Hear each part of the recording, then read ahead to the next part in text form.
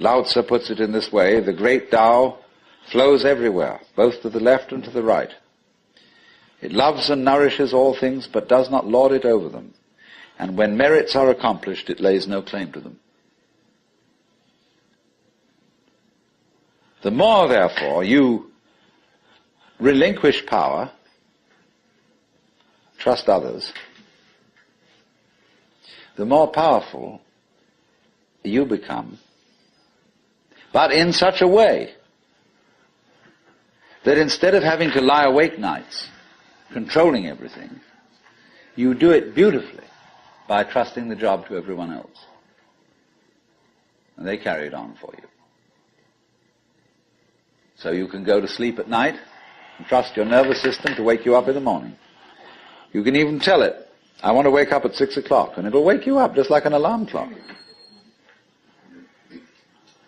This seems a sort of paradox to say this, but the principle of unity, of coming to a sense of oneness with the whole of the rest of the universe, is not to try to obtain power over the rest of the universe. That will only disturb it and antagonize it and make it seem less one with you than ever.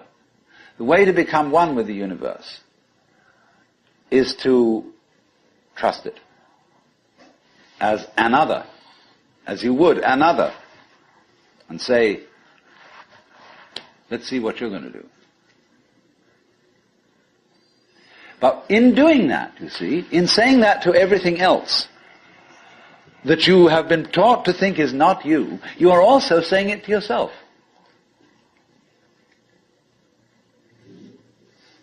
Because finally, as I pointed out, you do not know where your decisions come from. They pop up like hiccups. And when you make a decision, people have a great deal of anxiety about making decisions. There's this guy farmer, who ordered a help man to come in, and found he was an extraordinarily efficient worker, because the first day he put him on sawing logs.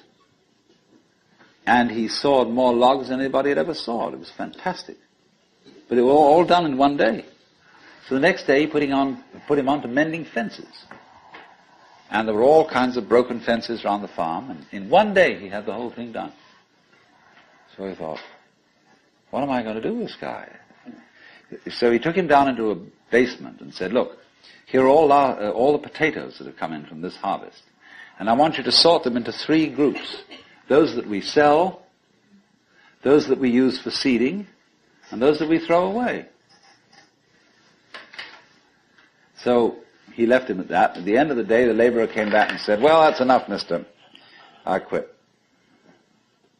Oh, he said, you can't quit. I've never had such an excellent worker. I'll raise your salary. I'll do anything to keep you around here. I said, no. It's all right mending fences and chopping wood, but this potato business is decision after decision after decision after decision.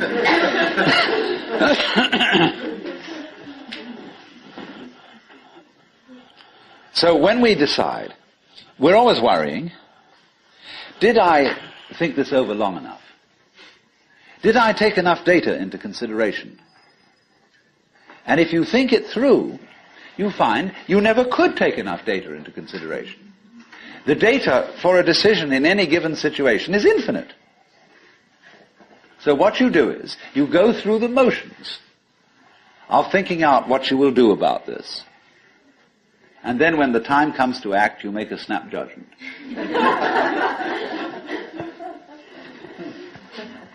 I mean, I'm speaking a little extremely, making some fun of it and so on, because after all, we do occasionally get the vague outlines of things and make a right decision on rational grounds. But we fortunately forget the variables that could have interfered with this coming out right. It's amazing how often it works. But warriors are people who think of all the variables beyond their control and what might happen. So then when you make a decision, And it works out all right. I think very little of it has much to do with your conscious intent and control. But somehow or other, you are able to decide and control things more harmoniously if you delegate authority. That's why very great businessmen are those who can delegate authority. Trust others to work for them. Because those are people developing businesses on the same basic structure that is fundamental to a living organism. Delegation of authority. It loves and nourishes all things, but does not lord it over them. And you see, then, what is happening is this. The more you let go of it and trust it, as if it were quite other than you,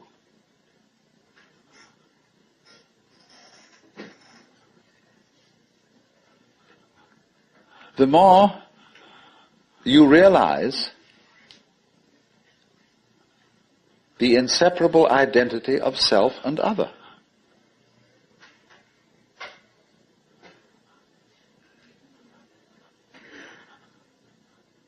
To go back, if you try to find the identity of self and other by subjecting other to self,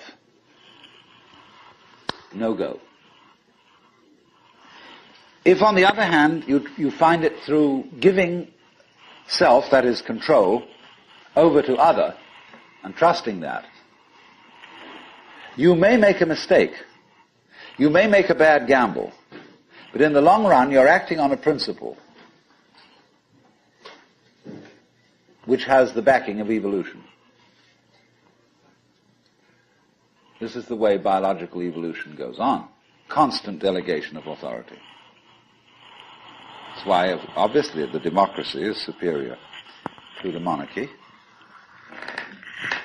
It was de Tocqueville who said that democracy is always right, but for the wrong reasons. Because there is operating in a democracy the principle that Buckminster Fuller calls synergy. And synergy is the intelligence of a highly complex system, the nature of which is always unknown to the individual members. Because that goes back again to this point, that we're always entering a new environment. We don't ever know fully what the new environment is, because the only environments we know are the past ones. There is always then operating in the development of cellular life on any level a new way of organization, higher than any existing form, and we are not aware of it until after it's happened. If you ever saw, for example, the film Kon-Tiki, this man figured out a few things as to how to make a balsa wood raft to sail from South America to the Pacific Islands. But once he had set this in motion, he discovered that all sorts of unexpected factors cooperated with him. That when the wood got wet, it expanded so that the ties bit into it and held it completely secure. He had never expected that. And he found that as he sailed along, a flying fish would simply alight flat on the deck every morning for breakfast. That all kinds of natural factors, it was just, he had touched a key where he was flowing with the course of nature, and everything cooperated with him. Because he had touched the key. He had made the act of faith. And he was just picking up, in other words, a practice which had been hundreds and hundreds of years ago, had been followed by others who had worked it out by their great ecological awareness.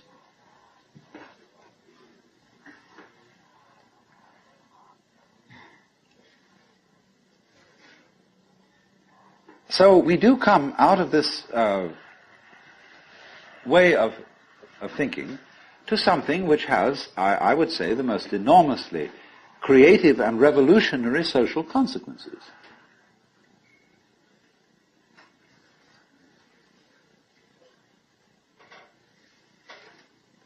That it has become not virtuous, not self-sacrificing, not anything like that.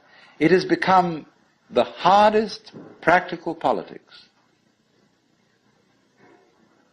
to let go control to others, to give up trying to dominate the scene.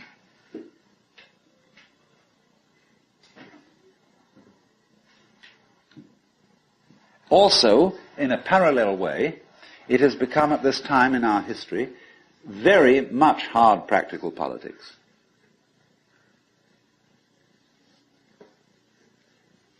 To learn how to enjoy ourselves. You can go to the Protestant people with their Protestant ethic who are against this kind of thing, and now say to them with great glee, it is your solemn duty to learn how to enjoy yourself. Why? Because in an age of leisure, people have really got to know how to enjoy themselves. Because if they don't, they'll smash the whole future of the human race.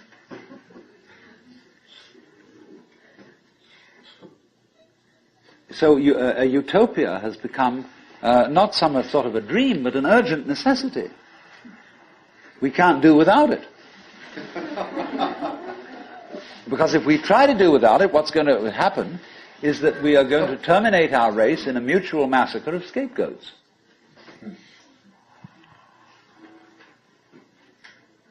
And so the present paranoia in the United States that is going on, where everybody is thinking up a new scapegoat and how great it will be to demolish them, to get them out of power. All this kind of bickering, right and left politics has become irrelevant. Đêm buồn lặng lẽ, một mình tôi nhìn mưa rơi chợt thấy bồi hồi, thao thức đợi chờ người xưa đến. Có lẽ người ta chẳng đến rồi, ngậm ngùi nhìn cánh phượng vĩ rơi, ve ngân dạ khúc thật bùi ngùi. Hà chưa kịp đi, thu vội tới. Từ nay ta đã mất nhau rồi, duyên hai ta đã hết rồi. Yeah.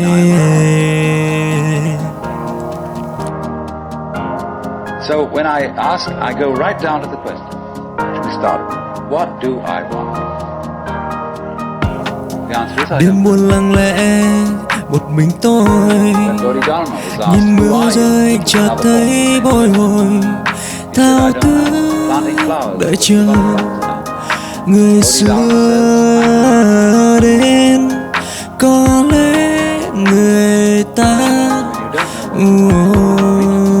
chẳng đến rồi, ngậm ngùi nhìn cánh phượng vĩ rơi, ve ngân dạ khúc thật bùi ngùi.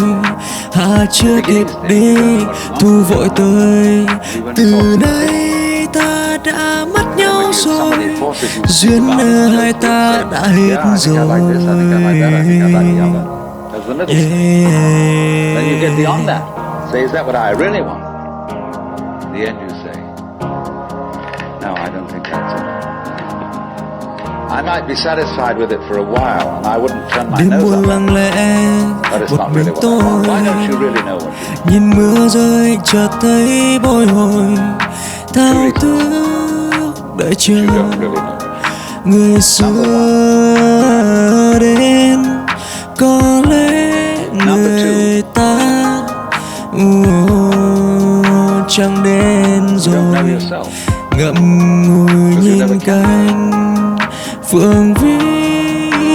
rơi, ve ngân dạ khúc thật bùi ngùi.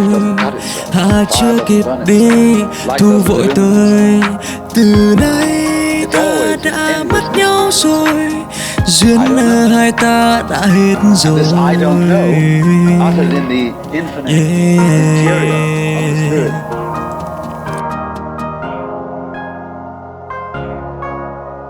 This I don't know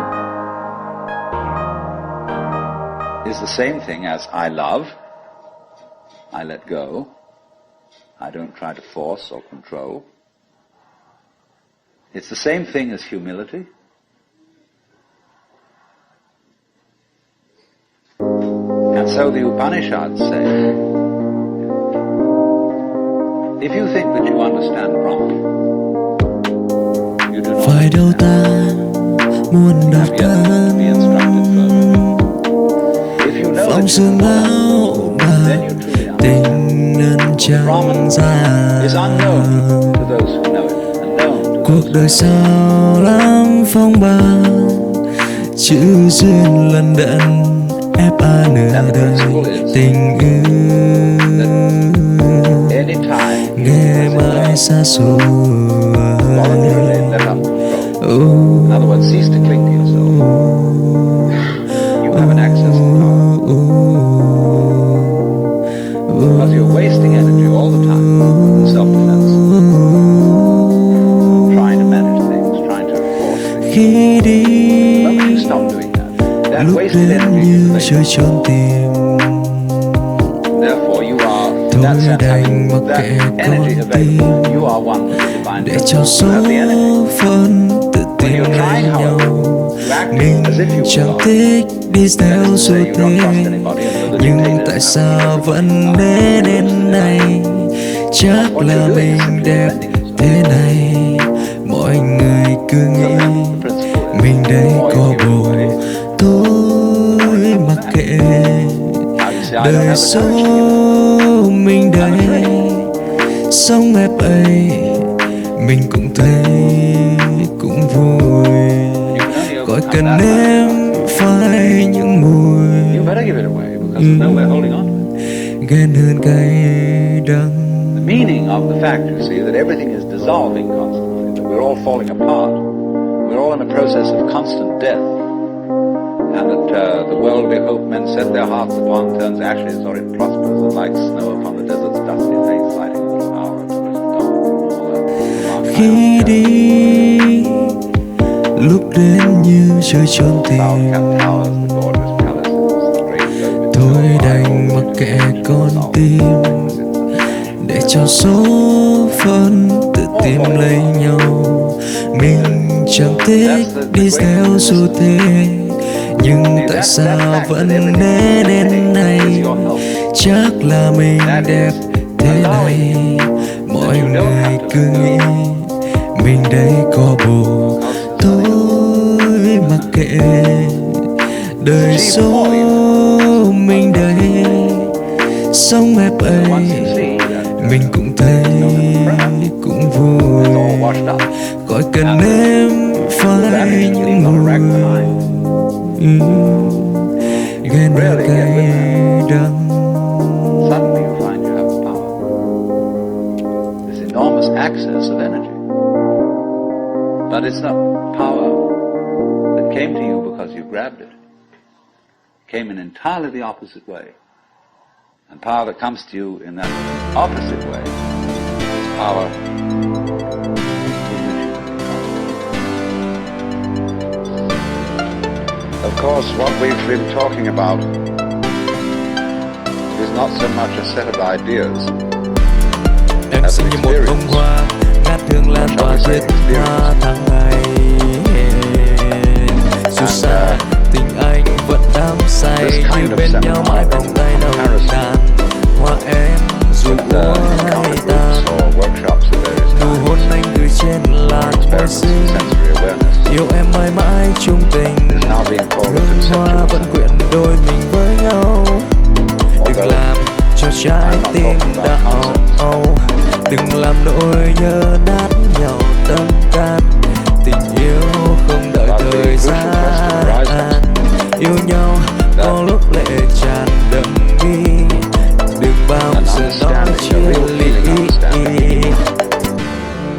of the polar relationship between the individual and the world is something that operates, as we say, in your bones, and isn't just a như một bông hoa ngát hương lan tỏa thiết tha tháng ngày. Dù xa tình anh vẫn đắm say như bên nhau mãi vòng tay nồng nàn. Hoa em dù úa hay tàn, nụ hôn anh đưa trên làn môi xinh. Yêu em mãi mãi chung tình, hương hoa vẫn cùng đôi mình với nhau. Đừng làm cho trái tim đau, đừng làm đôi nhớ nát nhau tâm can. Tình yêu không đợi thời gian, yêu nhau có lúc lệ tràn đẫm mi. Đừng bao giờ nói chia ly. The Christian Church rejected the movement in the church which had been known as Gnosticism, from the Greek gnosis, which means knowledge. And in a way there were some sound reasons for doing so. Em xinh như một bông hoa ngát hương lan tỏa thiết tha tháng ngày. What I would call anti-material. Dù xa tình anh vẫn đắm say như bên nhau mãi vòng tay nồng nàn. Hoa em dù úa hay tàn, nụ hôn anh gửi trên làn môi xinh. Yêu em mãi mãi chung tình, hương hoa vẫn quyện đôi mình với nhau. Đừng làm cho trái tim đau, đừng làm đôi nhớ nát nhau tâm can. Tình yêu không đợi thời gian, yêu nhau có lúc lệ tràn đẫm mi. Đừng bao giờ nói chia ly. And that is to say, the wooden people were those most absorbed in materiality and most closely identified with their bodies. And Orthodox Christianity rejected this sort of distinction because of the perfectly correct idea that material existence is not inconsistent with spirituality. This is something which most Christians have forgotten. But they do believe as the central principle of Christianity in what's called the incarnation. That in the Jesus of Nazareth, Almighty God did in fact become material, become human.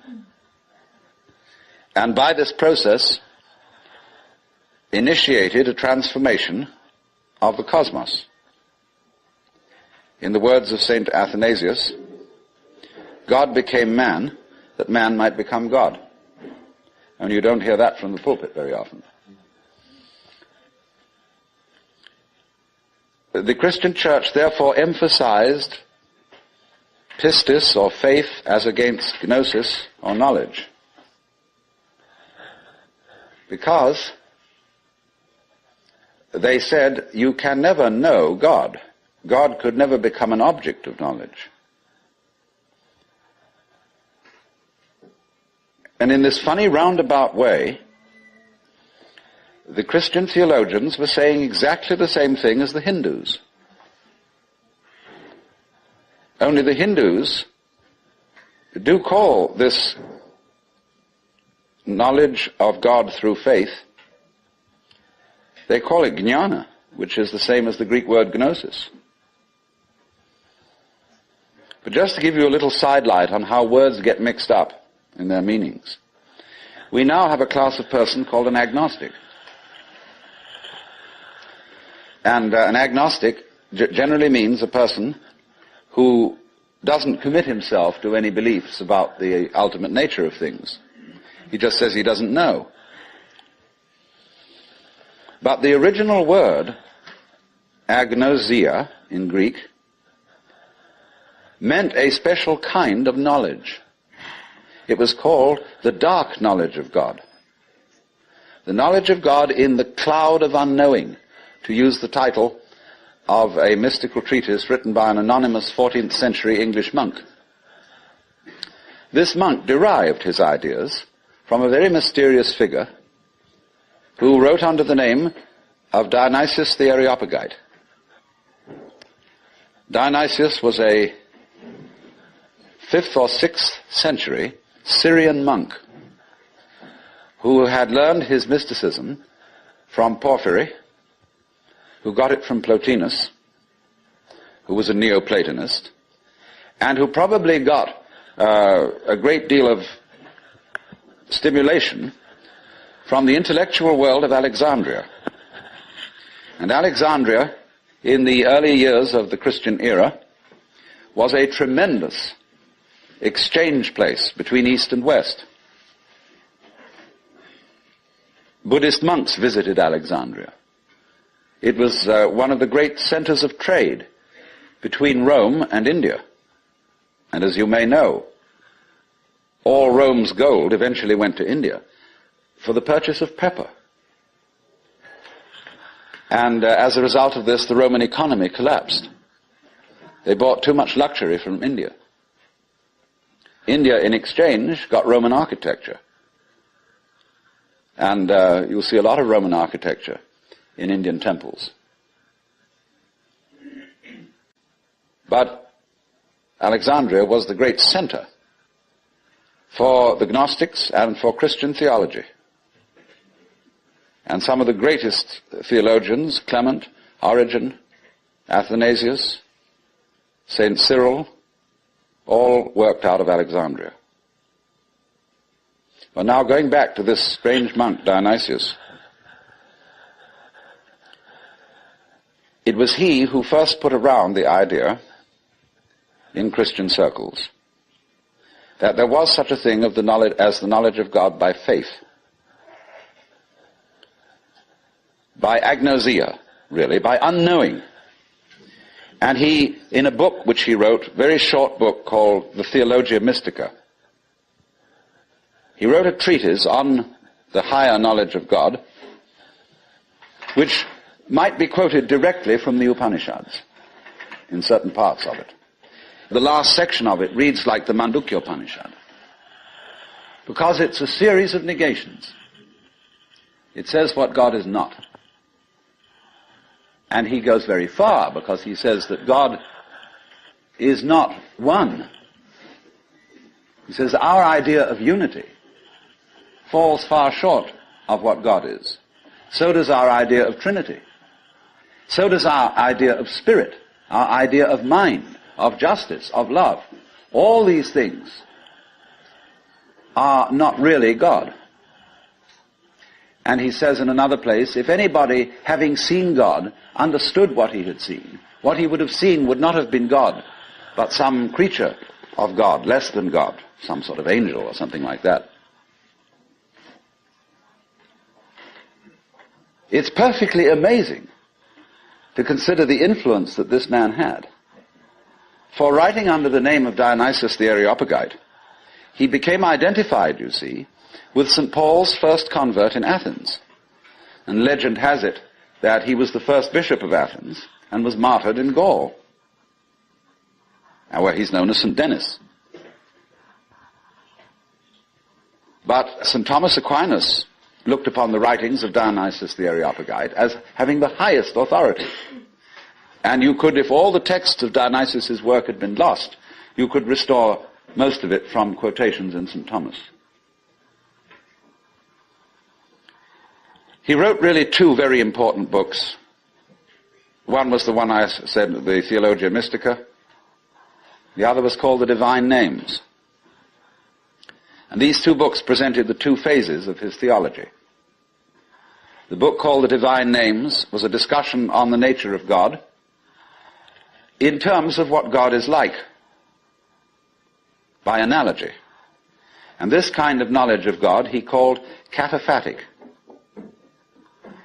from the Greek pheme, to speak or say, kata, meaning to say according to, that is to say, to speak by analogy. Where he used, though, entirely negative language about God, this sort of discourse was called apophatic. And the word apo meaning away from, to talk away from. Just as a sculptor, when he makes an image, reveals the image by removing stone.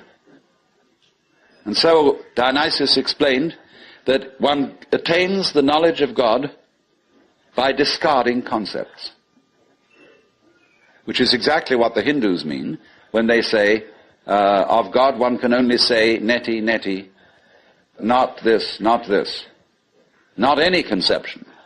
So thus in Hindu philosophy, the highest state of consciousness in samadhi is called nirvikalpa samadhi, which means literally non-conceptual. Vikalpa means a concept. Nir is a negation. So the non-conceptual knowledge. Now, people have greatly misunderstood this. They have imagined that unknowing the state of the highest contemplation was the acquisition of a blank mind, from which you first discarded thought, you went on to discard perception, you went on to discard any kind of sensory content in awareness, until you were, so far as anyone could say, aware of nothing. And they supposed that this kind of catatonic state was mystical consciousness. This is often believed in India. If you go to the Vedanta Society and ask, what do you mean by nirvikalpa samadhi, they will tell you that the one in that state has no consciousness whatsoever of the sensory world.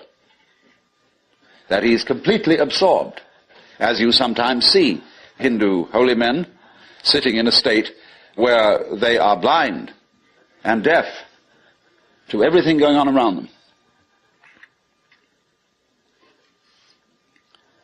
The founder of Chinese Zen, known as Huineng, described people like that as no better than pieces of rock and lumps of wood. He said it's a very serious mistake indeed to confuse sunyata, the Sanskrit word for the great void, which is both the ultimate reality and the consciousness thereof. He said it's a great mistake to confuse it with nothingness. It is rather to be thought of as space, or like space, because space is not empty. It contains the whole universe. And so in the same way, the state of mind of a person who is truly enlightened is not empty. It contains everything. But like space, it is not stained by what it contains. And it's often said in Zen imagery, you can't hammer a nail into space. You can't spit on the sky and soil it. If you try, the spit will just return and hit your own face. So they go on to say the consciousness in all of us, your basic mind is like space. It is completely pure. But of course by purity, they don't mean unsexual, which is of course what purity generally means in the Western world. Blessed are the pure in heart, for they shall see God. A person who's pure in heart is generally understood as one who never has any naughty thoughts. You know what naughty means? It means vain, negative, empty. A naughty person, therefore, is one who doesn't amount to anything, who's just nothing. That's the real meaning. But this misunderstanding of the nature of contemplation existed not only in India, from which it was transmitted to China, but also in the West. You read many treatises on Western mysticism, and there's still the feeling that getting into a deep, deep trance, sometimes called rapture. Again, the word rapture has undergone some transformations. We talk about rapture as people being beside themselves with pleasure. But to be rapt means to be taken away from the body.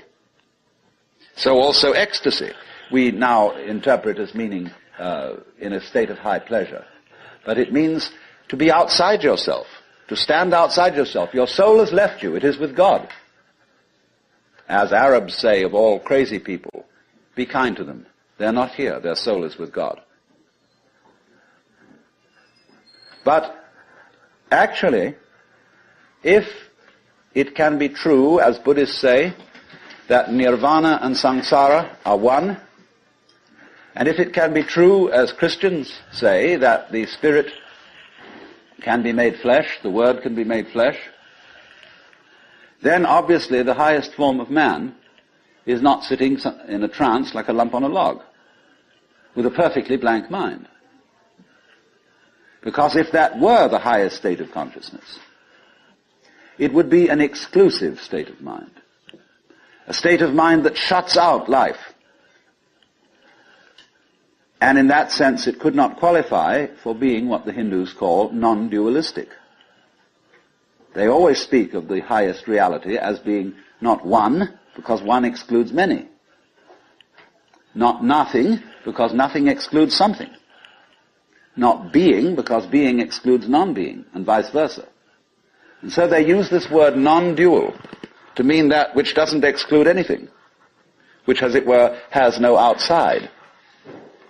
As we say, space has no outside. You can only have outsides inside space. You can't have any outsides outside space. There is no outside space, even though space may be curved and finite.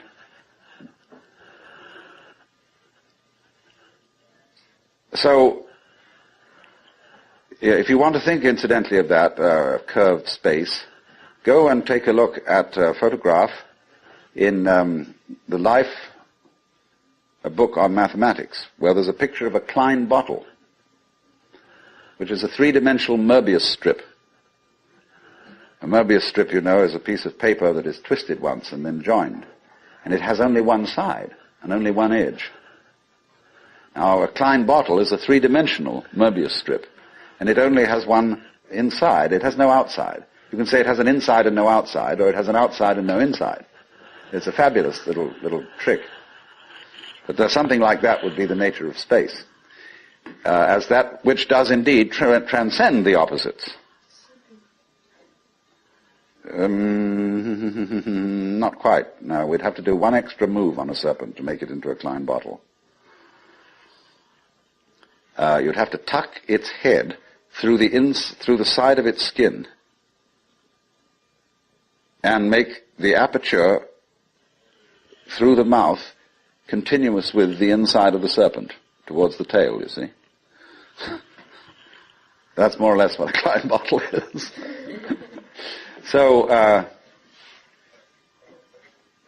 what I'm getting to, I'm giving you something out of the general history of religions to show that what has been meant by the mystical state, the state of samadhi or awakening in certain traditions, is not this state of trance, but a state of consciousness in which you can perfectly well carry on your daily affairs.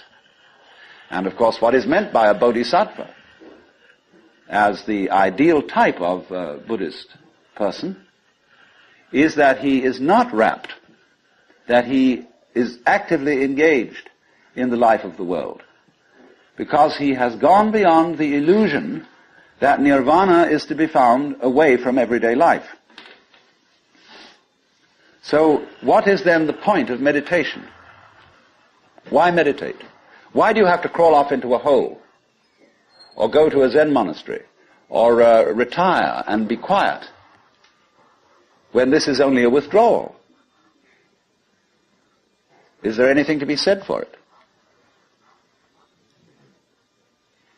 Well, meditation is, in that sense, as a practice, as a discipline, is a very curious problem.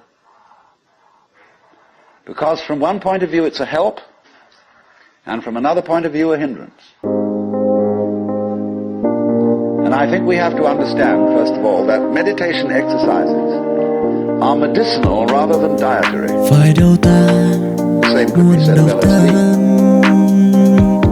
A medicine, not a diet. something that is described in Zen as when you want to open the door or summon someone to open the door for you, you pick up a brick and you knock on the door. Chữ duyên lần đận ép nửa đời tình yêu. When you need a raft for crossing a stream, you cross the stream on the raft. But you leave the raft on the bank from the other side. You're not carrying it around. But a lot of people, when they get into meditation, or they get into religion, or into any kind of exploration of this sort, turn the door into a revolving door. And keep on going round and round and round and never get through. They say, what a gas it is to be in this revolving door. So I think a good definition of a parasite, the person who goes through a revolving door on someone else's push. Để cho số phận tự tìm lấy nhau. Mình chẳng thích đi theo xu thế, nhưng tại sao vẫn đến đây? Chắc là mình đẹp thế này. Mọi người cứ nghĩ mình đây có bồ, tôi mặc kệ. Đời số mình đây, sống đẹp ấy, mình cũng thấy cũng vui.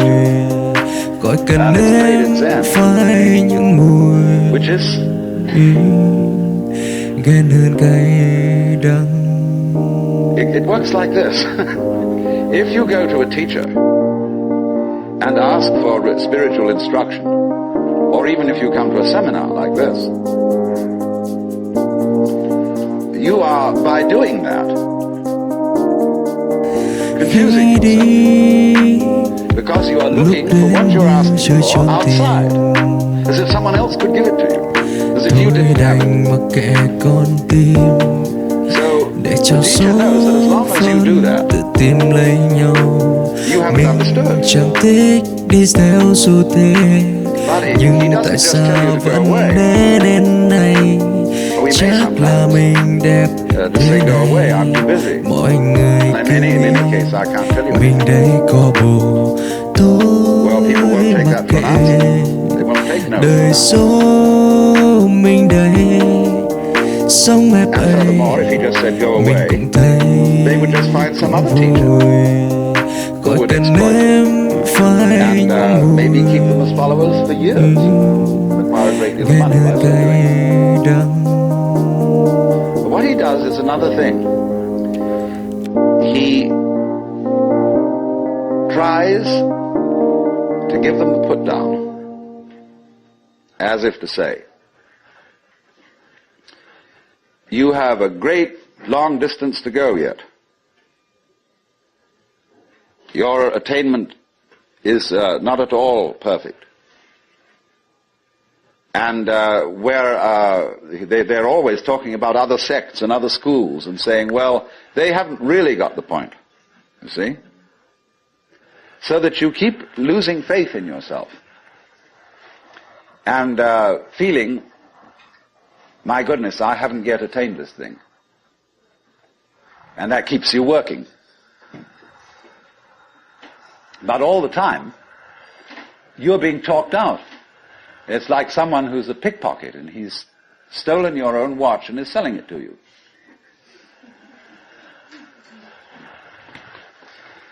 But just so long as you can be talked out of yourself, you deserve to be.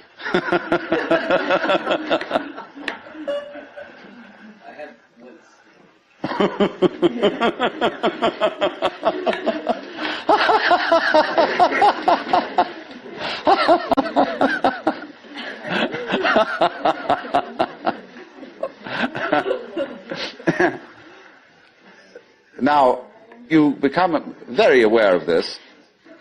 If you ever do momentarily slip into some sort of mystical experience, you become aware of this tremendous gamesmanship going on.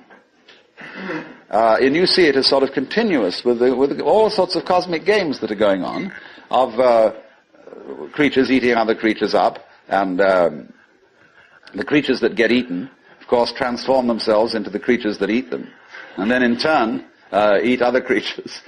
And you see the whole hide-and-seek game going on, and then you realize very clearly that the state of development that you are in now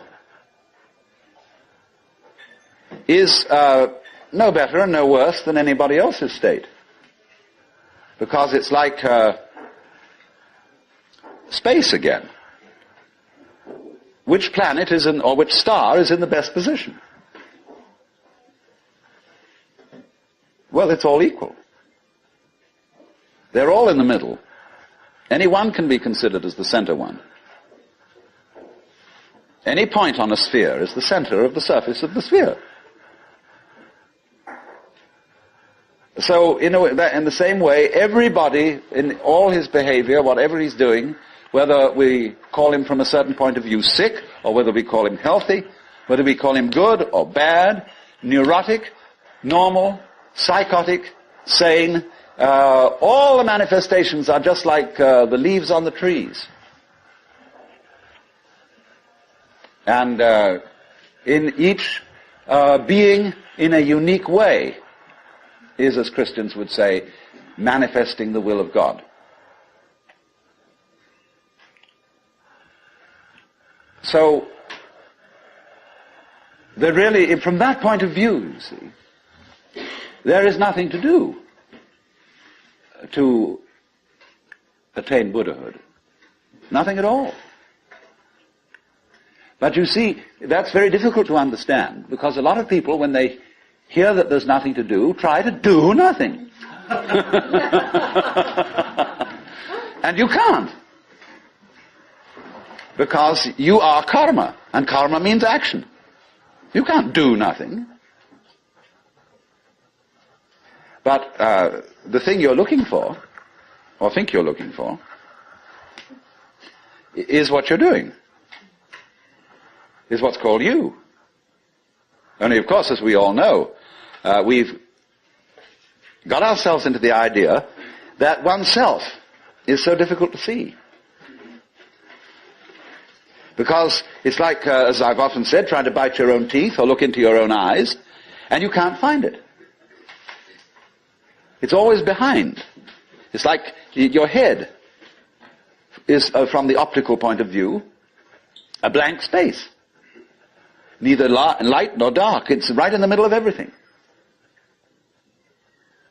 And so, one of the great tricks of gurus is to set people looking for their heads. There's a famous story of a king in India in ancient times called Yajnadatta. And one morning he woke up and reached out for his mirror and brought it over. No head. He was looking in the wrong side of the mirror. And you know, he was kind of bleary-eyed and had a hangover. So he summoned servants and said, "Ye gods, I've lost my head. Find it." And they said, "But Your Majesty, it's there on your shoulders." He said, "It is not. I can't see it in the mirror. Nobody can show me my head." So they were rushing all over the place, looking for the head. Now the trick to that is, of course, that you are perfectly well aware of your head, only not in a form in which you expect to be aware of it. You expect to be aware of your own head in the same way as you're aware of other people's heads. But that wouldn't be true of you, because you've got an inside view on your head. You have an outside view on other people's heads, because, of course, you're taking an inside point of view. But the way in which you are aware of your head is in terms of what you are seeing and hearing. Because all sights and all sounds are what the nerves inside your head are doing. That's how to be aware of one's head. You are aware, therefore, of yourself, the mysterious self that you have, in terms of experience. Because there isn't really any difference. But that always escapes people, you see. So perpetually, so long as you don't understand that, you can be talked into going on to all kinds of weird excursions. And just so long as you believe it, you're a sucker. You're hooked. And it takes a tremendous inner confidence and nerve, finally, to say, Hey, don't pull that stunt on me anymore. I see through your game. And because gurus are very clever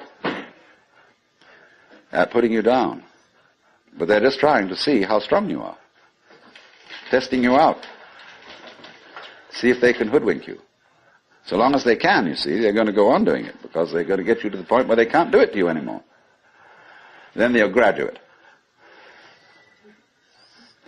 And so one of Rinzai's students, after he saw through it, said, well, there wasn't much in Rinzai's Buddhism after all. Of course there wasn't. He said boldly and straight out, my teaching is just like using an empty fist to deceive a child. You know, when you play games with a child and pretend you've got something here, the child goes into all kinds of tizzy to get you to open your hand and show what it is, and then there's nothing. Fooled. So you can be fooled. As long as you can be fooled.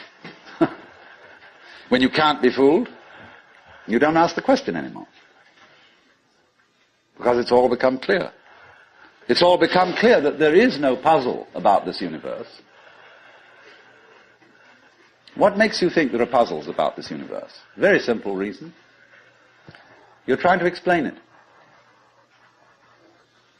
And when you explain things, what do you mean by explanation? There are several meanings of explanation. There's really one basic meaning. But first of all, to be able to translate what is happening into terms of words or numbers. In other words, to describe. But a real explanation is not just a description. It's a description which enables us to control what we are describing. But didn't we see in the last session that to control the world is not really what we want to do?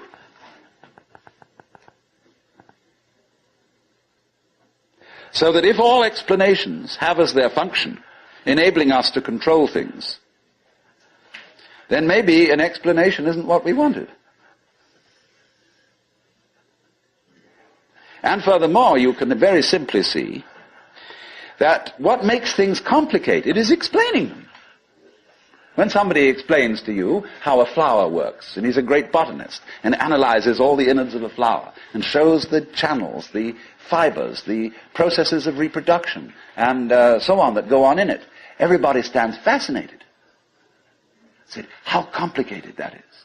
How clever God must have been to create that flower, to have all that complexity going. It isn't complicated at all. It's only complicated when you start thinking about it.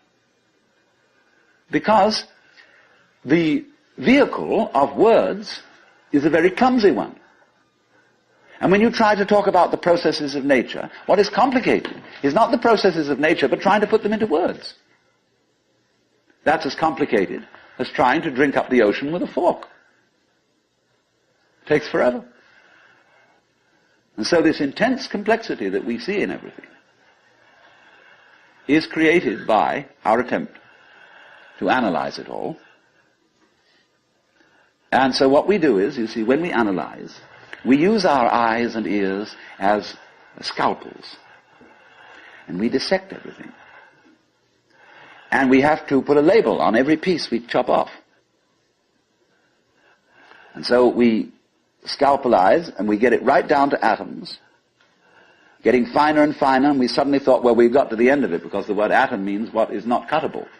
Atomos. But then we found we could cut the atom. And lo and behold, big fleas had little fleas upon their backs to bite them. And it goes on forever.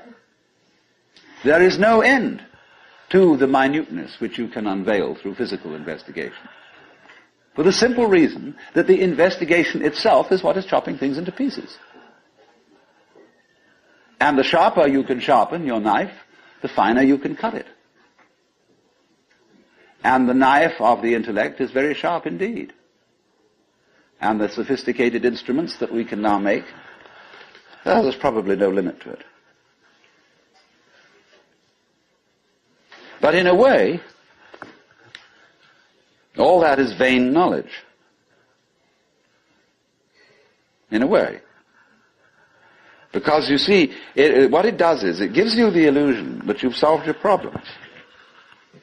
When you have controlled certain things, and you have solved certain problems, practical problems, you say, fine, more of that please. Let's go on solving problems. And then you do. And you create a world of people, as we are today, far more comfortable than people who lived in the 19th century. Just remember the troubles of going to a dentist when you were children, or some of you when you were children, of medicine, of badly heated homes, of all sorts of things that we don't put up with anymore. But the problem is we keep running into this thing that all constant stimulations of consciousness become unconscious. And when we take it as a matter of course to have certain comforts, then we switch the level on which we worry. When you solve a whole set of problems, people find new ones to worry about. And after a while, you begin to get that haven't we been here before feeling. Aren't we just going round on a cycle and doing the same old thing over and over and over again because we don't realize that we're chasing our own tails?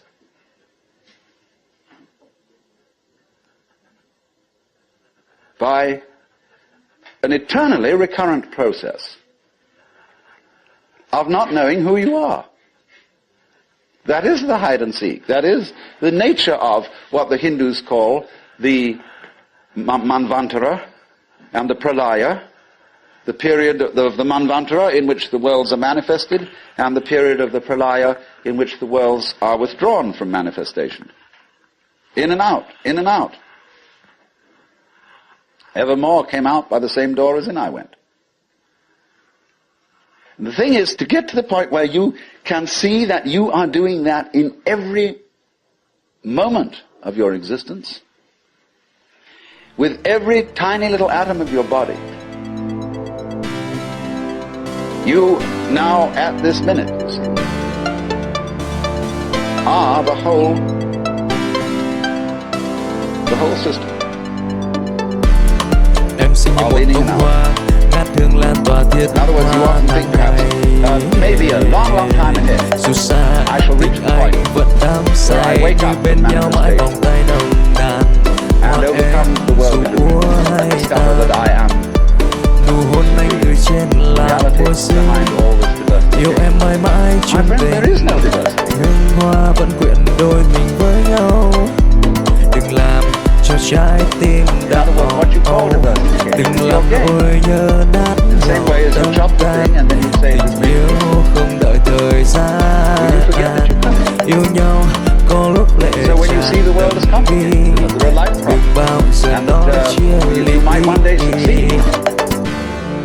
Hundreds and hundreds of people are running like mad after something that they thought that is success, and they have no idea what it is.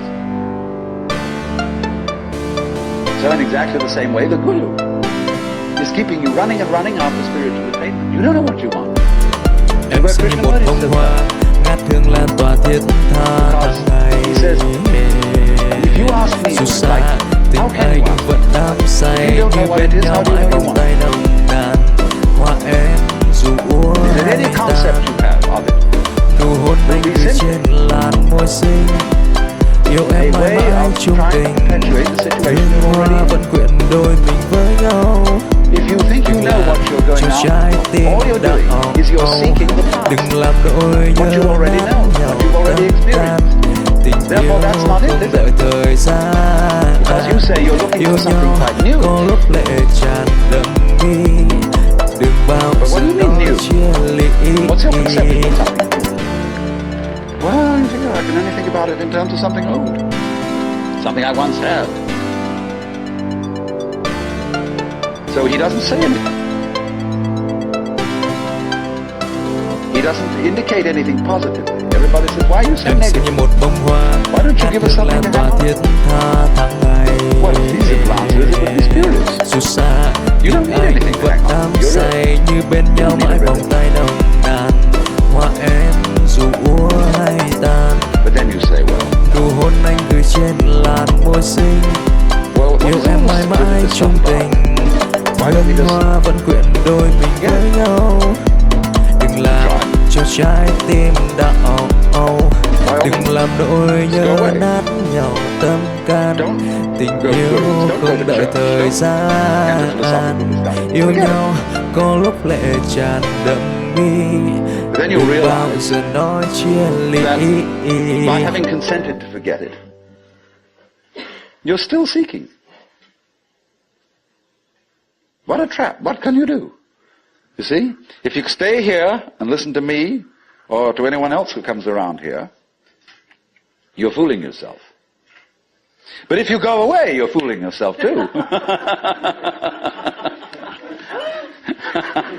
Because you still think that's going to improve your situation. It won't. And therefore, when you discover that it doesn't, you think, well, maybe it was a mistake to go away, and you come back to the Guru. And he looks at you and says, you are very undisciplined, very inferior student. And you need to apply yourself. Well, as I explained what he's doing.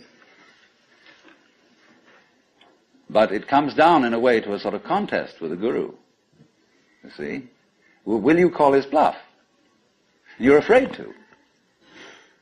Because you might discover that if you do call his bluff, he's no better than you are.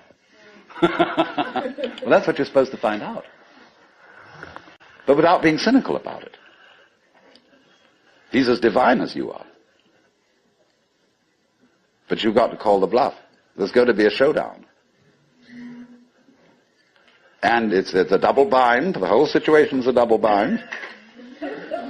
Because it doesn't do any good to stay here, and it doesn't do you any good to go away. Either to do something about it or to do nothing about it. Now then, there's something else.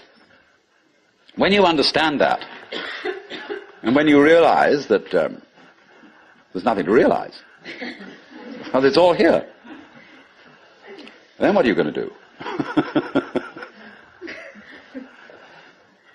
Well, of course, this is the sense of the Zen poem. Supernatural activity and marvelous power.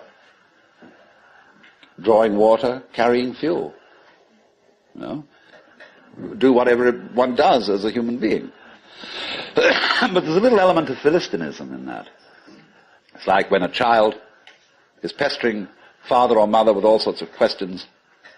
They finally get down to the deepest metaphysical problems. They say, oh, shut up and eat your donut.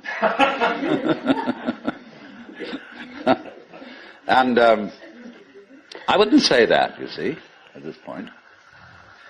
Because life, as one looks at it, you see, is in fact a celebration of itself. When you look out at night at the stars and you really wonder, good God, what is all that about? Well, it's a firework display. And it's celebrating High Holy Day.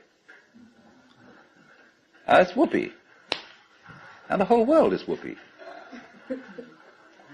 It's a kind of exuberance. And therefore the proper function of religion is digging this. It's not seeking.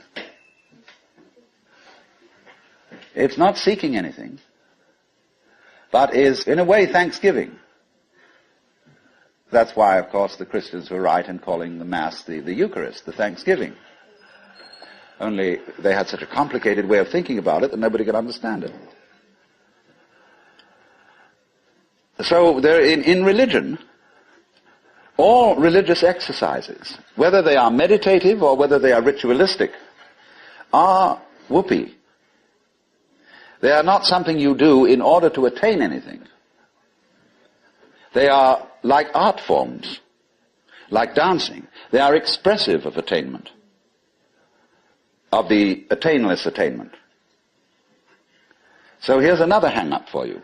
When you go to Mr. Suzuki, who runs the Zen Center, he's a good disciple of Dogen, who brought Zen a certain school of Zen to Japan in the 13th century. Dogen said, you can't sit and meditate unless you're already a Buddha. In which case, why meditate? Well, meditation is just the way a Buddha sits. And he called this sitting just to sit, not to attain enlightenment. Because the minute you do that, you see, you're not meditating.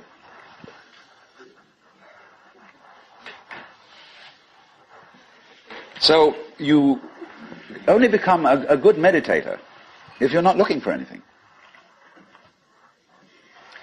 And therefore, you realize what a great thing it is to be able to sit. And what a great thing it is not to dissect the world with your analytical intellect.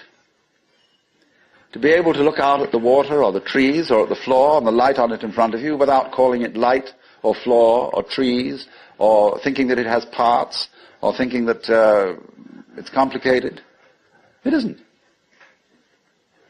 So when you can sit without thinking, not with an empty mind, mind you, I'm going back to that point, not with an empty mind, but just a non-analytic mind, a non-probing mind, where you're not creating problems all the time, by trying to control it, by trying to control your mind, by trying to control your experience, what you see and hear.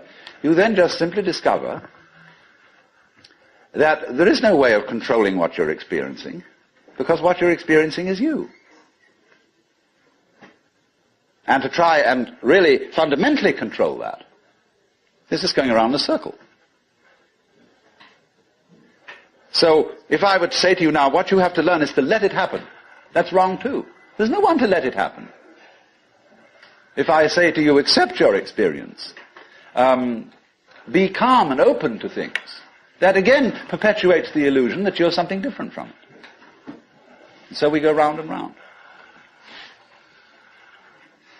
But if there are some people who want to get together, and like we would get together to play poker, or to have a walk, go fishing, or sail a boat, if there are some people who want to get together to meditate, and to have rituals, and to chant, great.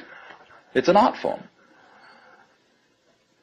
And you can only use it and make it a good art form if you're not using it to get something. And this is what really is the bane of temples all over the world.